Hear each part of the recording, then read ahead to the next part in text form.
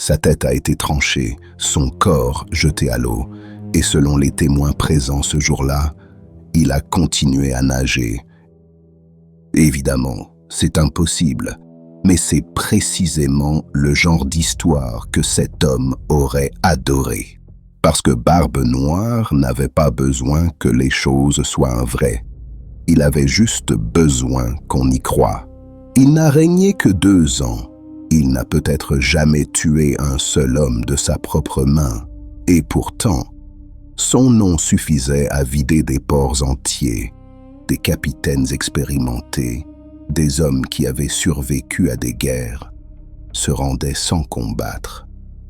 Certains pleuraient, d'autres priaient.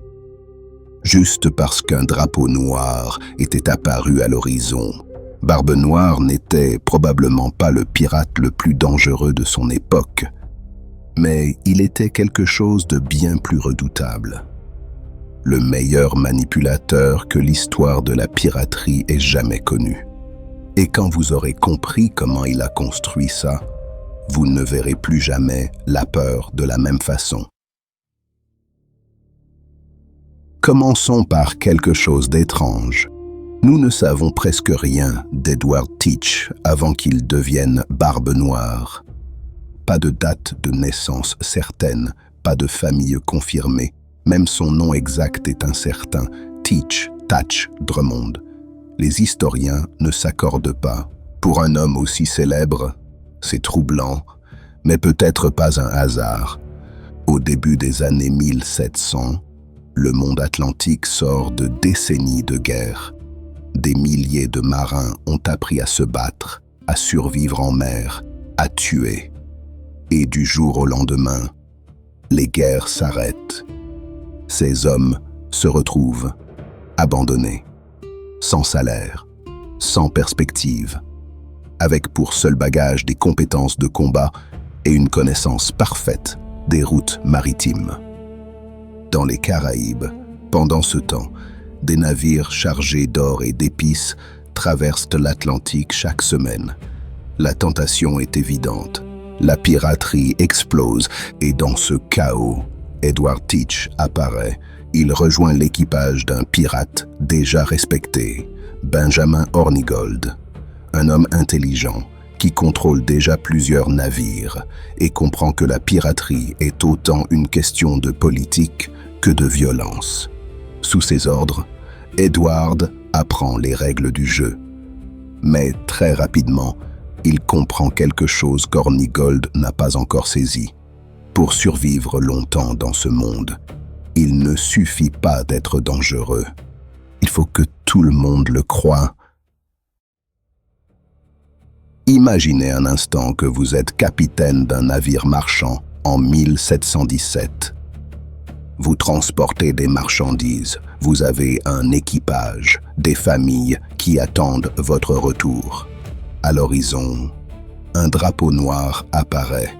Et puis vous entendez son nom, Barbe Noire. Que faites-vous? C'est exactement la question qu'Edward Teach a décidé de poser à ses victimes. Et il a tout construit pour n'avoir qu'une seule réponse possible. Il laisse pousser une barbe immense. La tresse, l'entortille avec des rubans rouges. Il couvre son torse de pistolets, parfois 6 ou 7 simultanément. Il porte des manteaux sombres, un grand chapeau.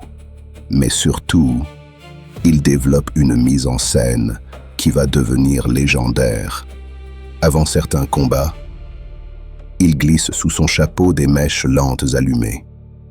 Des cordes imprégnées de salpêtre qui brûlent lentement et produisent une épaisse fumée noire. Résultat, dans la fumée des canons, avec les cris et le chaos d'un assaut, un visage encadré de flammes surgit de la brume. Les marins de l'époque étaient profondément superstitieux. La mer, pour eux, était le domaine des démons, et ce qu'ils voyaient ressemblait exactement à ce qu'ils craignaient le plus. Edward Teach avait compris quelque chose que peu de gens comprennent encore aujourd'hui. La peur que vous projetez n'a pas besoin d'être réelle. Elle a juste besoin d'être crue. Et les histoires se répandent infiniment plus vite que les navires. Chaque équipage qui se rend sans combattre rentre dans un port et raconte. Chaque récit amplifie le suivant. Chaque rumeur ajoute une couche. En quelques mois, le personnage de Barbe Noire dépasse largement la réalité d'Edward Teach. Et c'est précisément ce moment qu'il attendait. En novembre 1717, Barbe Noire capture un immense navire négrier français au large de la Martinique. Il ne le vend pas, ne le démantèle pas, il le transforme. 40 canons, un équipage de plusieurs centaines d'hommes, une vitesse et une puissance capables d'intimider presque n'importe quelle escorte militaire. Il lui donne un nom, le Queen Anne's Revenge. Avec ce navire, Barbe Noire change de dimension. Il ne fait plus des raids, il contrôle des zones entières. Les routes commerciales de l'Atlantique Nord commencent à se modifier pour éviter ses eaux. Mais c'est au printemps 1718 qu'il réalise ce qui reste, encore aujourd'hui, l'un des coups les plus audacieux de toute l'histoire de la piraterie. Le blocus de Charleston. Charleston est à cette époque l'un des ports les plus importants des colonies américaines, un centre commercial vital. Des dizaines de navires y entrent et en sortent chaque semaine. Pendant plusieurs jours, Barbe Noire le ferme complètement. Aucun navire ne peut entrer, aucun ne peut sortir. Plusieurs bâtiments sont capturés. Des notables, dont des membres de l'Assemblée coloniale, sont pris en otage. La panique est totale, les autorités sont paralysées. Et voici ce que réclame Barbe Noire en échange des otages et de la liberté du port. Pas d'or, pas d'argent, pas de navire, une caisse de médicaments. C'est l'un des moments les plus étranges et les plus révélateurs de toute son histoire. Pourquoi des médicaments? Peut-être que son équipage souffrait de maladies. Peut-être que c'était une manière de tester jusqu'où les autorités étaient prêtes à aller. Mais ce qui est certain, c'est le message envoyé. Un seul homme vient de mettre à genoux une ville entière. Les gouverneurs, les marchands, les militaires, tous ont obéi. Pas parce que Barbe Noire était plus fort qu'eux, mais parce qu'ils avaient peur de ce qu'il pourrait faire. Voici ce que les historiens ont découvert en étudiant Barbe Noire de près. Il n'existe quasiment aucune preuve qu'il ait tué des prisonniers de sang-froid. Aucun massacre documenté, aucune exécution d'équipage rendue. Pour l'un des pirates les plus terrifiants de l'histoire, c'est presque absurde. Mais en réalité, ça fait sens. Tuer est coûteux, ça traumatise les équipages, ça crée des témoins qui veulent une vengeance. Et surtout, ça ne rapporte rien. La peur, elle, est gratuite et infiniment plus efficace. Un équipage qui se rend sans combattre, c'est un navire intact, une cargaison préservée, des hommes vivants des deux côtés. Barbe Noire semblait l'avoir compris mieux que n'importe qui. Mais il comprenait aussi autre chose. Le système politique de son époque était profondément corrompu. Des gouverneurs acceptaient des pots de vin en échange de protection. Des ports pirates fonctionnaient presque ouvertement. Et des pardons royaux étaient accordés à des pirates qui acceptaient de se ranger. Barbe Noire a joué avec tout ça. À plusieurs reprises, il accepte des accords officiels, signe des documents, se présente presque comme un citoyen respectable, puis reprend ses activités quelques semaines plus tard. Il n'était pas simplement un pirate. Il était un homme qui avait compris les règles du jeu et qui s'en amusait. La vraie question n'est donc pas de savoir si Barbe Noire était cruel, c'est de comprendre pourquoi un homme aussi calculateur a fini par se faire tuer. En 1718, la situation devient intenable pour les autorités britanniques. Barbe Noire n'est plus un simple problème de sécurité maritime. Il est devenu une humiliation politique.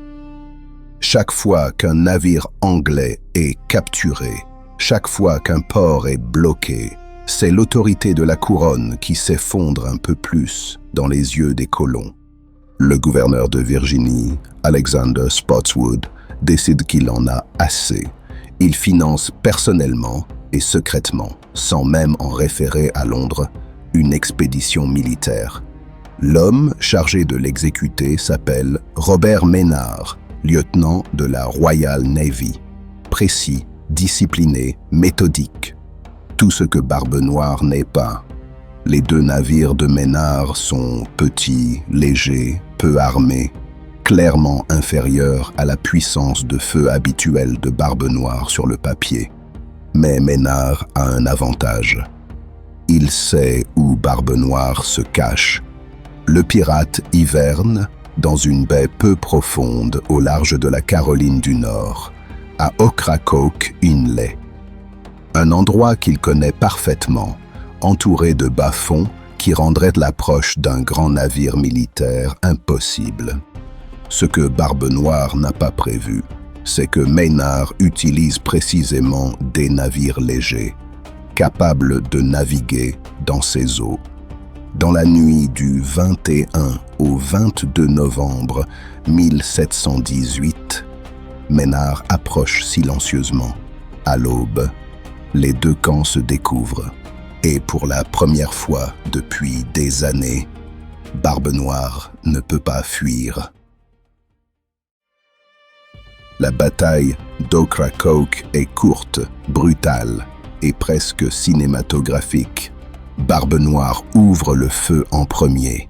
Une bordée de canons qui dévaste les hommes de Maynard en quelques secondes.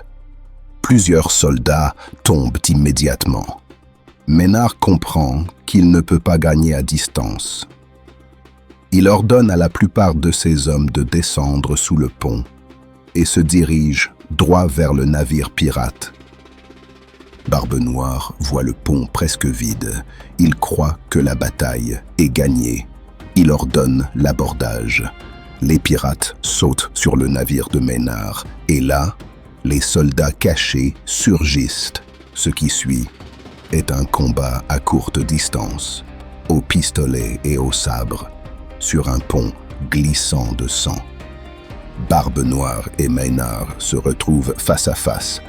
Les récits racontent que Barbe Noire reçoit plusieurs coups de feu et de sabre pendant l'affrontement et qu'il continue de combattre, qu'il faut plusieurs hommes pour finalement le terrasser. Est-ce que ces récits sont exacts ? Probablement amplifiés. Mais même les témoins directs confirment que le combat a été acharné. Barbe Noire s'effondre finalement sur le pont. Maynard lui tranche la tête. Il la suspend au beaupré de son navire pour prouver sa victoire à son retour. Le corps est jeté à la mer. Et selon les récits qui se répandent dans les jours suivants, le corps sans tête aurait nagé plusieurs fois autour du navire avant de couler. Évidemment, c'est impossible. Mais c'est précisément le genre d'histoire que Barbe Noire aurait adoré. Même mort, son personnage continuait à faire peur.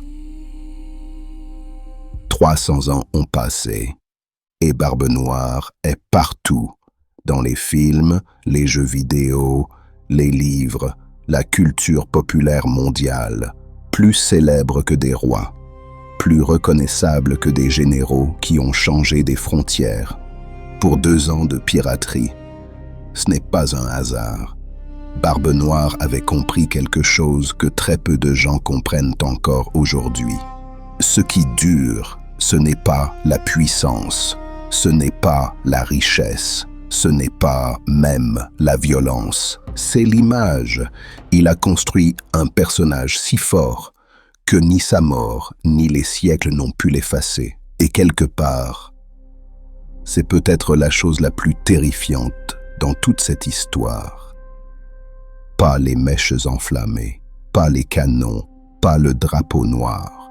Le fait qu'un homme ordinaire, dont on ne sait même pas le vrai nom, ait réussi à devenir immortel, rien qu'avec une idée.